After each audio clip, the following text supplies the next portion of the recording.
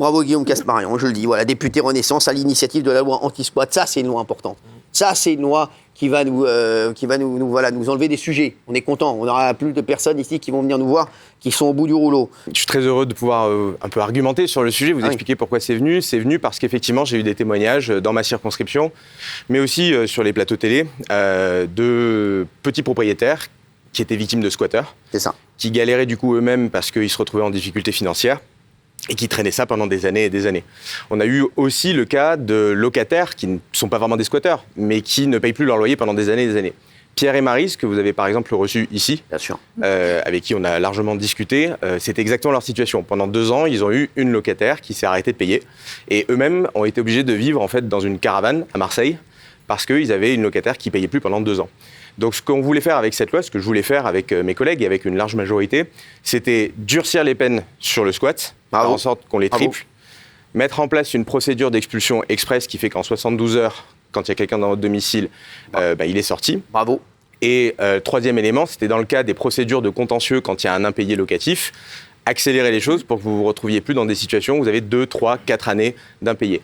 Pour les accidents de parcours, ça arrive. Vous pouvez avoir 1 mois d'impayé, 2 mois d'impayé. La loi, elle ne changera pas. Vous pouvez avoir un accident de vie, non, mais ça arrive. Ça arrive. Non, mais moi, par contre, il y a des gens qui sont vraiment de bonne foi et qui malheureusement ont eu un fait dans leur vie qui fait qu'ils sont en difficulté pendant un laps de temps. Après, moi, ce que je vise, c'est ceux qui connaissent par cœur les lois et qui se servent de la loi et qui se servaient de la loi pour faire des abus qui mettaient des personnes dans des situations inextricables, comme on l'a pu le voir ici, et des personnes qui n'étaient pas, je vous dis, c'était pas des personnes très fortunées. C'est des personnes qui ont travaillé toute leur vie, qui ont réussi à avoir un petit appartement et qui perdaient toutes leurs économies à cause de personnes qui se servaient de la loi pour commettre des choses inacceptables. Et c'est surtout sur ça que la loi est bien faite, puisqu'on peut voir cette loi, ce que vous dites. C'est-à-dire que, voilà, on va tolérer encore des personnes, 2, 3 mois, qui sont en difficulté.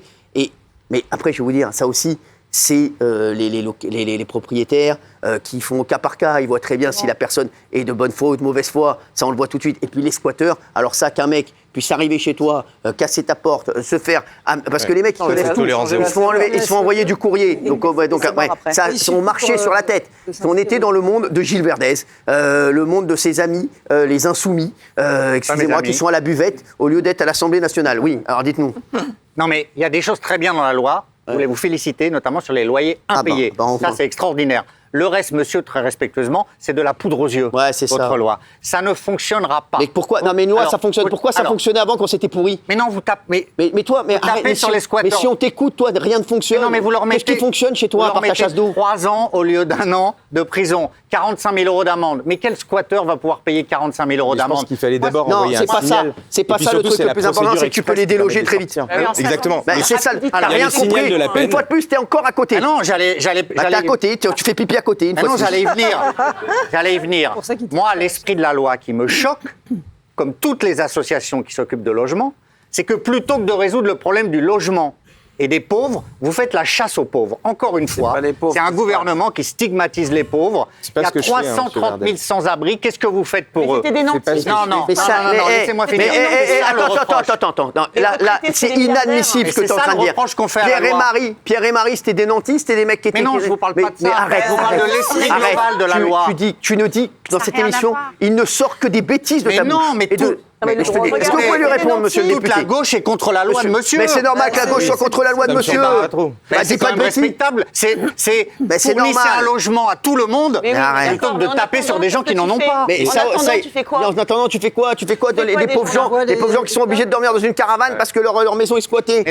Monsieur le député, qu'est-ce que vous répondez à monsieur... Je réponds que c'est même pas qui c'est. Je réponds que ça n'est pas parce qu'on est propriétaire qu'on est forcément riche. Bien sûr. Il y a des petits propriétaires qui ont investi leur travail, la sueur de leur front dans un appartement, soit pour eux-mêmes, soit pour du locatif. Et la souffrance sociale des uns ne peut pas se faire au détriment des autres. Et Pierre et Marie, ce que vous avez reçu, il y en a des centaines comme ça, c'est des petits propriétaires qui vraiment ont souffert de la situation dans laquelle ils étaient. Et on ne peut pas leur dire, écoutez, tant pis pour vous, c'est comme ça, vous avez fait le choix d'avoir un locataire, une locataire, elle paye plus, tant pis pour vous, c'est à vous d'assumer parce que vous êtes propriétaire et que par définition, vous seriez mieux loti que la locataire. C'est faux comme raisonnement. J'ajouterai un dernier point, si je peux me permettre, Cyril, c'est que si on veut encourager dans la crise du logement que vous évoquez et qui est réelle, des propriétaires à investir dans l'immobilier et à louer des logements, il faut probablement les rassurer sur le fait que quand ils choisissent de louer, ils auront moins de problèmes avec des locataires et que ça ira plus vite. Si le signal que vous envoyez, c'est de dire ça peut durer 2, 3, 4 ans, il y aura de moins en moins de propriétaires pour louer et il y aura de plus en plus de locataires de bonne foi en galère parce qu'ils ne trouveront pas de logement, parce que moins de propriétaires arriveront à louer. C'est ça qu'on essaye de faire à travers ça. T'as bien fermé ta cuvette. Oui. Mais non, parce que avec talent, et encore une fois respectueusement, vous ne répondez pas à la question. Vous parlez de propriétaires qui pourront louer. Moi, c'est pas ça le problème. Le problème, c'est que l'État ne fait rien pour 330 000 personnes qui n'ont pas de logement. C'est à eux de bosser là-dessus. Je peux te parler 2 minutes là, parce que ça, on est tous d'accord. T'as entendu ce qu'a dit monsieur le député? Mais il fait rien. Tu es encore comme dans toute ta vie. Tu es encore comme dans toute ta vie. À côté de la plaque, tu es hors sujet. C'est quoi, à l'école, dès que tu donnais une copie, à mon avis, la prof te le rendait avec HS, hors sujet. T'es hors sujet. Pas du tout, j'avais 18 sur 20 Tu es toujours hors sujet. T'as eu 18 sur 20 à l'école. Ah oui. Je sais pas ce que t'es devenu depuis. Regarde, est-ce que tu peux lire ce qui a marqué là? La loi contre les squatteurs officiellement durcie. Est-ce qu'on parle de la loi sur le logement? Est-ce que mais c'est ça que je leur reproche, ils ne font rien.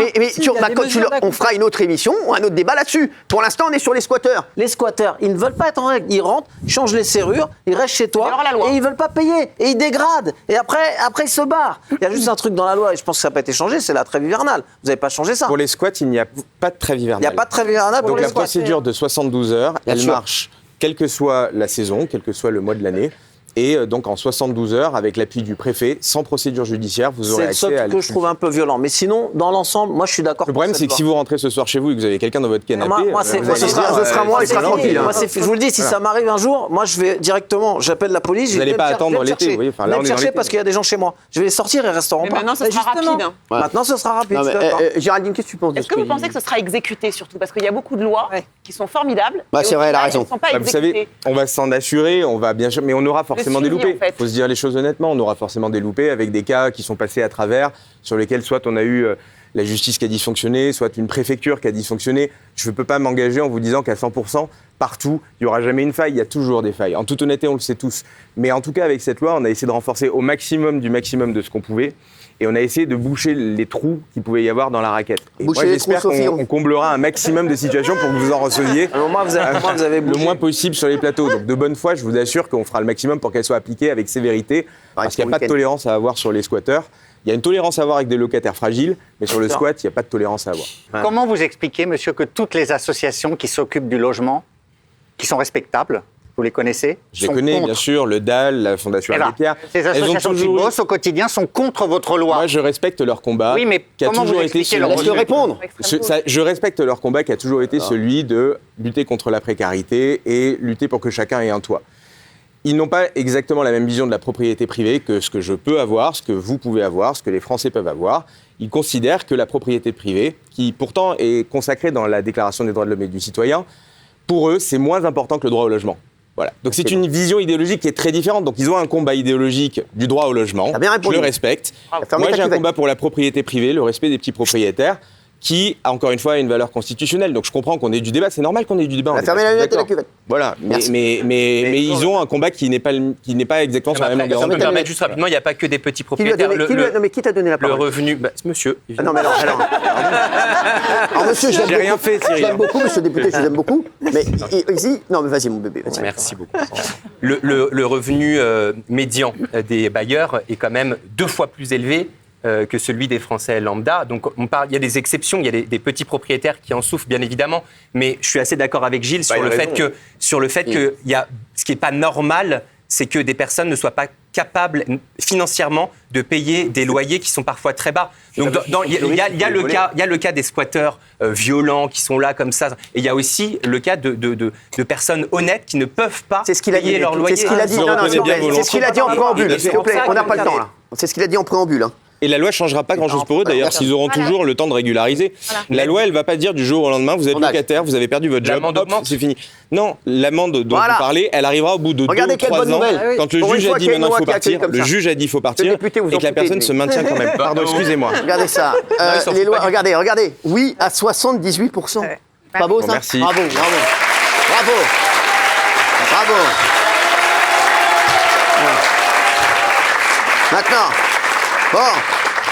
Maintenant qu'on vous a applaudi tout ça, vous pouvez pas faire quelque chose pour la retraite à 64 ans On fera un autre débat.